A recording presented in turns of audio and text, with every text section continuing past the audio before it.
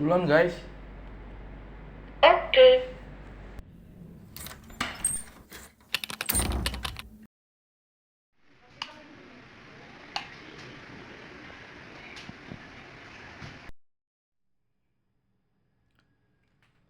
Assalamualaikum warahmatullahi wabarakatuh, kawan-kawan Wangers.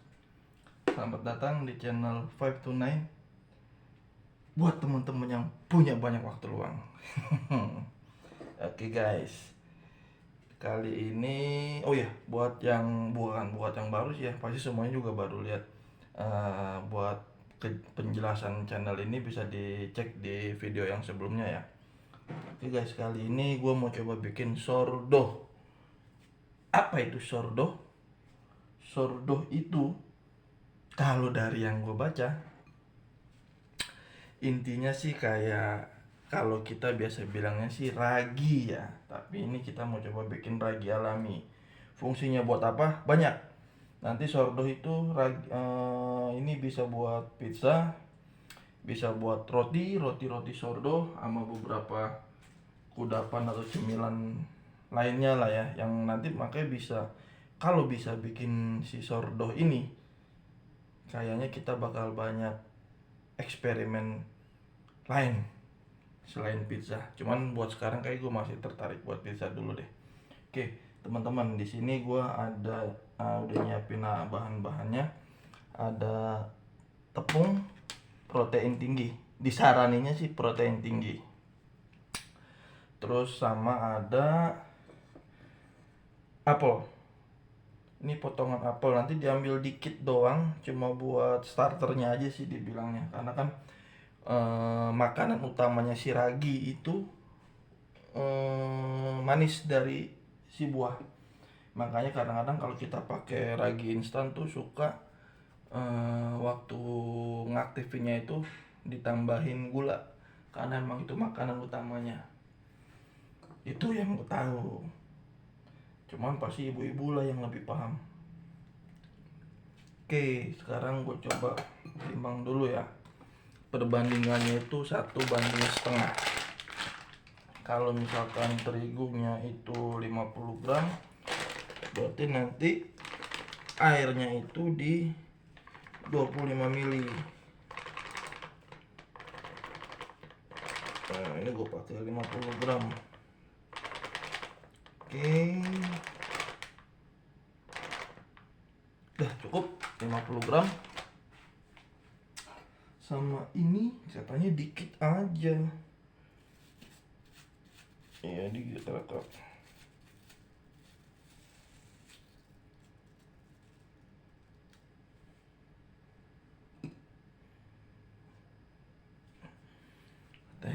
Cuma segini aja nih apelnya nih.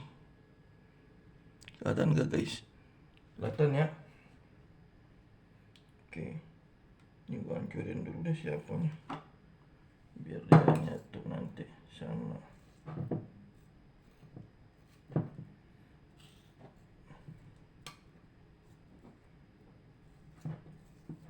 Oke guys. Oke. Ingat tadi perbandingannya itu 1:1,5. Berarti kalau terigunya 50, airnya 25 mili.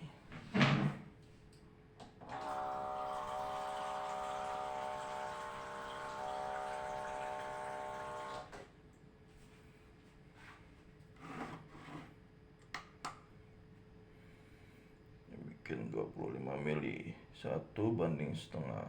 Oke. Dah, cukup. Kita coba aduk-aduk.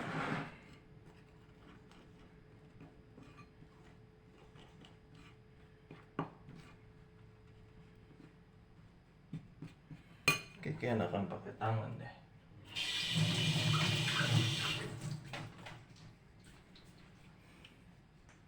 Tangan gue bersih ya guys.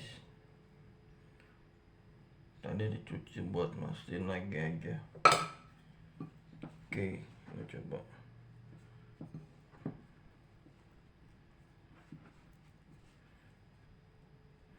Jadi kalau ini nanti nggak bisa langsung siap pakai guys.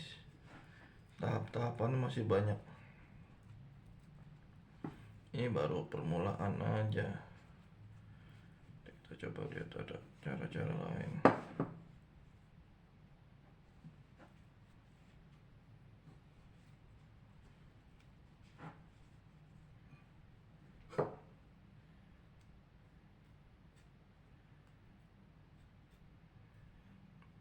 Mungkin teman-teman udah ada yang pernah tahu tentang sourdough atau ragi, bisa di share pengalamannya guys di kolom komen.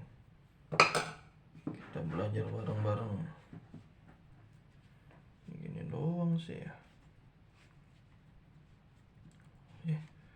Mulai nyatu nih.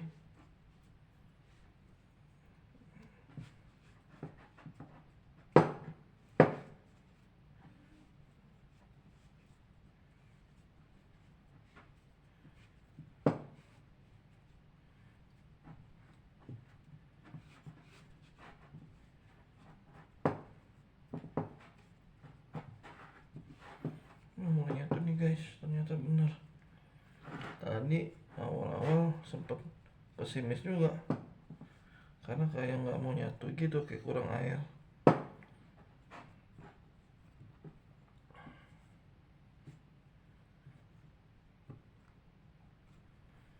Oke guys, kita lihat dulu. Kira ada keras ya ini ya.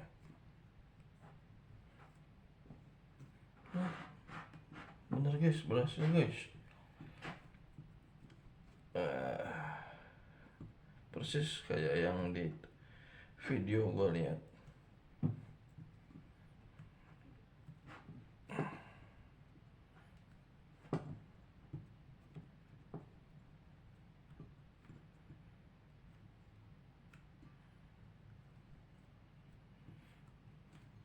Kita ratain dulu.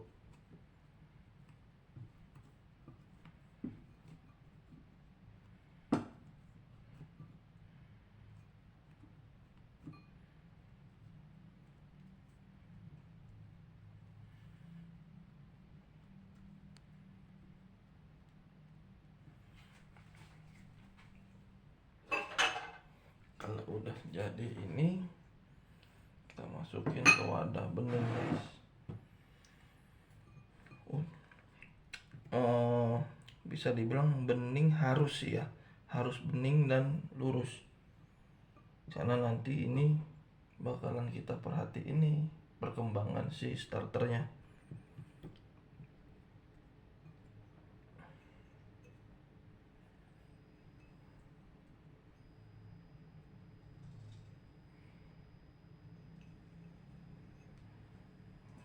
Guys, biar enak, biar agak rapi gitu.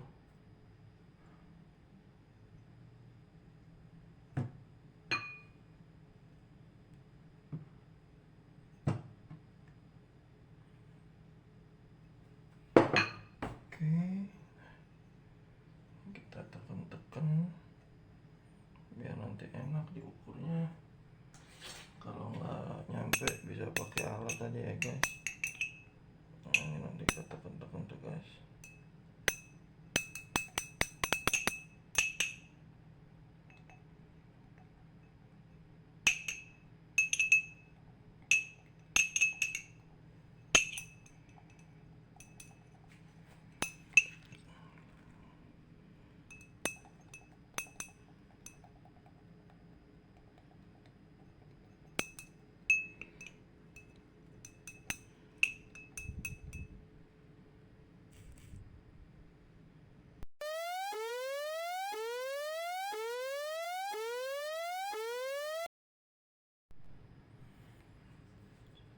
Oke guys, sorry tadi ada kesalahan teknis.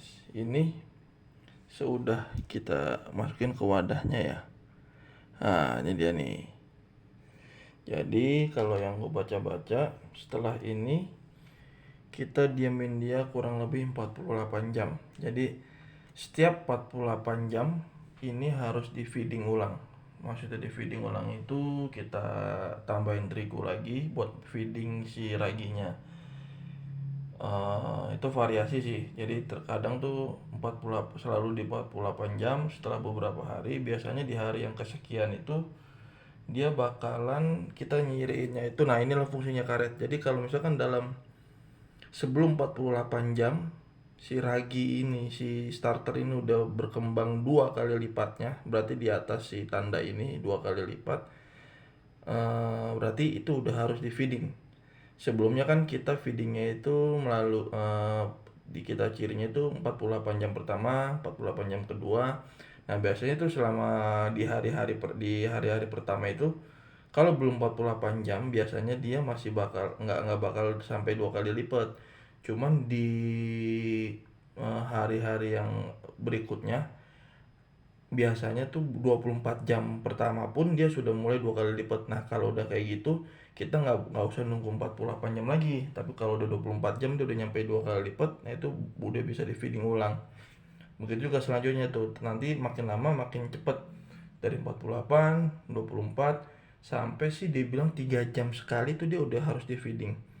Kalau udah sampai kayak gitu biasanya udah bisa dipakai tuh si sordohnya, berarti udah bisa dipakai buat dicampur ke adonan utama, mau bikin pizza atau mau bikin roti.